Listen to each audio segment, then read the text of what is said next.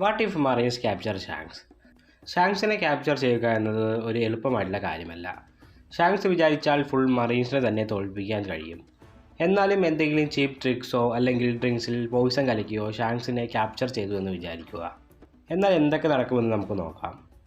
First തന്നെ ഷാങ്ക്സിനെ rescue ചെയ്യാൻ red air pilots ആയിരിക്കും വരിക.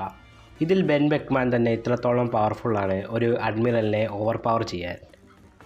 അതുപോലെ തന്നെ മറ്റ് ക്രൂമേറ്റ്സും ഹാഫ് മറീൻസിനെയും വൈസ് അഡ്മിറൽസിനെയും തോൽപ്പിച്ചിട്ടുണ്ടാകും.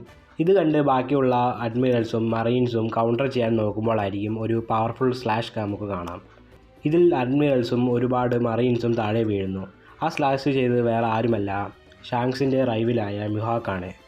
ഇതിൽ മിഹാക്ക് ഓൾ ഔട്ട് പോവുകയും ബാക്കിയുള്ള 2 അഡ്മിറൽസും കൂടി തോൽപ്പിക്കപ്പെടുന്നു.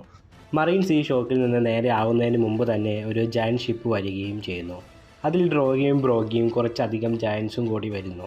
ഇതെല്ലാം കണ്ട് സെങ്കോക്കു വാർ നിർത്തുകയും ചെയ്യുന്നു. കാരണം ഇനി മുന്നിലേക്ക് പോയാൽ മറീൻസിനായിരിക്കും ലോസ് ഉണ്ടാകുക. പക്ഷേ ഇതിൽ കുഴപ്പമെന്ന് വെച്ചാൽ ലൂഫി ഇവിടെ വന്നാലാണ്. കാരണം ലൂഫി വന്നാൽ ലൂഫി ഗിയർ 5 യൂസ് ചെയ്യുകയും ഇത് കണ്ട് ഈമു ഹോളി നൈറ്റ്സിനെയും 5 എൽഡേഴ്സിനെയും ഈമു തന്നെ വരികയും ചെയ്യും. ഇതിലൂടെ വൺ പീസിൻ്റെ എൻഡിങ് നമുക്ക് കാണാം.